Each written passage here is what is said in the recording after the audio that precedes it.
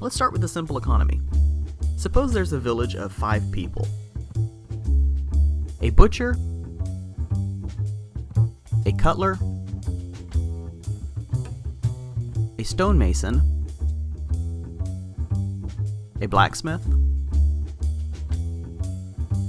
and a miner.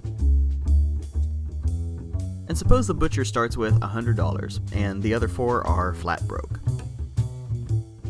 Well, one day as he's trimming some meat, the butcher notices his knives are starting to dull and wear out. And he asks the cutler to make him a new set for his $100. The cutler agrees and starts working. As the cutler is sharpening the blades, he notices his grindstone is starting to crack, and so he asks the stonemason to make him a new one for the $100. So he gives it to the stonemason, and the stonemason agrees and gets to work. As he's chiseling away, he realizes he could use a new chisel. So the blacksmith offers to make him one for $100. Now before the blacksmith can get to work on the chisel, he has to refill his supply of iron ore. So he asks the miner to get him another ton for the $100. Now the miner works all day, and in the evening he decides he could use a good meal after his long day of hard work.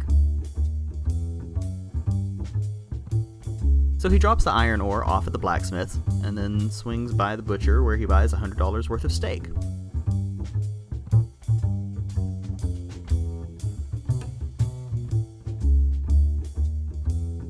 So the blacksmith then makes the chisel for the mason, and the mason finishes making the stone for the cutler, who finishes making the knives for the butcher.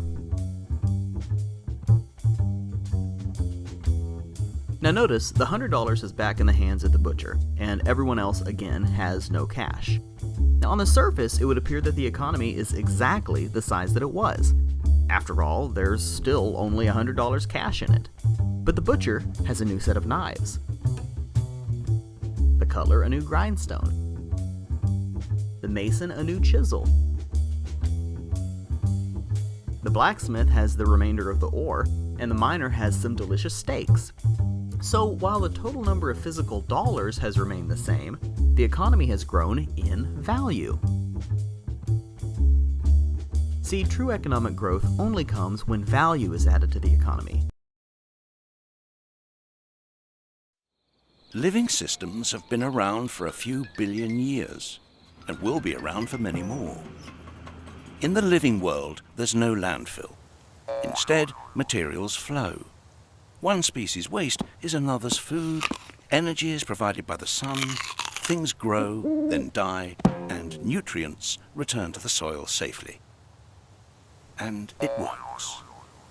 Yet as humans, we've adopted a linear approach. We take, we make, and we dispose. A new phone comes out, so we ditch the old one. Our washing machine packs up, so we buy another. Each time we do this, we're eating into a finite supply of resources and often producing toxic waste. It simply can't work long term. Have you heard about the circular economy? Products stay in the economy for longer, and at the end of their life, they are reused, repaired, remanufactured, upgraded, or recycled. Truly creating a circular economy could give a €1.8 trillion boost to the European economy. That's the same amount as Italy's entire economy. When Uncle Sam takes out a loan, he calls it a bond. Bonds can be held by banks, investors, or even foreign governments. Uncle Sam has to promise to pay interest on these bonds, just as you do on any loan you take out. Ever think about paying your mortgage with your credit card? That's exactly what Uncle Sam does. He takes out new loans, new bonds, so that he can make payments on the old ones. All those loans, and especially all that interest, adds up. Right now, Uncle Sam owes about $14 trillion. To put that in perspective, 14 trillion is about the same as the national GDP, the total value of all the goods and services produced by the American economy in an entire year. It's such a huge amount of money that Uncle Sam is starting to run out of people to borrow from. and he's having trouble just paying the interest on his loans. The obvious solution would be to either cut spending or increase taxes. But if he cuts spending, the people that he's spending money on would complain that they don't have money to spend and that he was hurting the economy.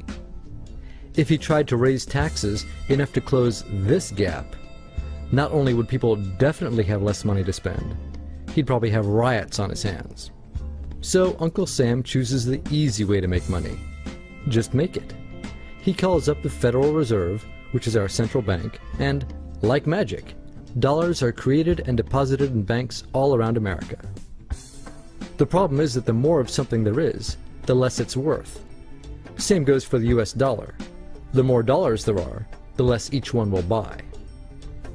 That's why commodities like gasoline, food, and gold become more expensive when Uncle Sam does his money-making magic. The commodities aren't really worth more. Your money is just worth less. That's called inflation. Remember the foreign governments that lent money to Uncle Sam? When they lent money to the American government, something interesting happened. It made the US look richer and their countries look poorer. When a country looks poor compared to America, $1 of our money buys a lot of their money.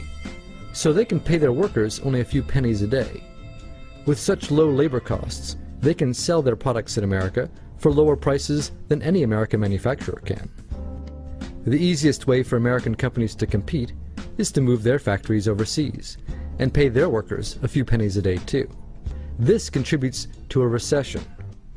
Americans lose their jobs, stop paying taxes, and start collecting government benefits like Medicaid and unemployment. This means that Uncle Sam has even less income and even more expenses.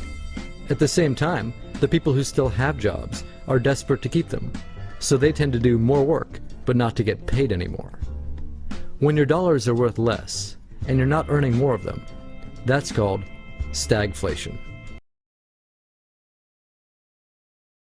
Zane owns a coffee shop in his small town and he loves his work. His special secret blend has made his coffee the best in the state for decades and has made his shop a popular meeting spot and a source of pride for the local community. Zane knows he must make a profit if he wants to continue to brew his special coffee blend. He decides to set up a meeting with his accountant, Abby. Abby calculates Zane's total accounting profit, his total revenue, minus his total tangible cost. First, she determines his revenue from coffee and food sales. Then, she tallies up his tangible costs, things like coffee beans, wages for the baristas, taxes, and insurance. Abby finds that Zane's total profits come to $35,000, which he claims as his salary. This financial calculation is called accounting profit.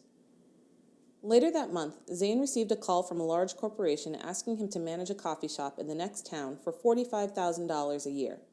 An additional $10,000 a year is enticing, but Zane must first consider his opportunity cost, or what he would give up if he chose to accept the position.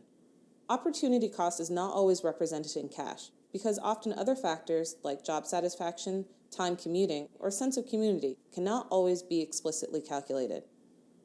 Zane needs to go beyond accounting profit to help him make this decision. He will have to think about the daily benefits of his job to decide whether the higher salary justifies transition. He can calculate the accounting profit of the corporate job by subtracting his current salary, which is $35,000, from his job offer of $45,000. To arrive at his economic profit, Zane needs to decide how much the emotional extras from running his own business are, or, as we put it earlier, the opportunity cost. If Zane values the extras at $10,000, then he will have a zero economic profit. In a perfectly competitive market, this would be called a normal profit because his resources are being efficiently used relative to his other option.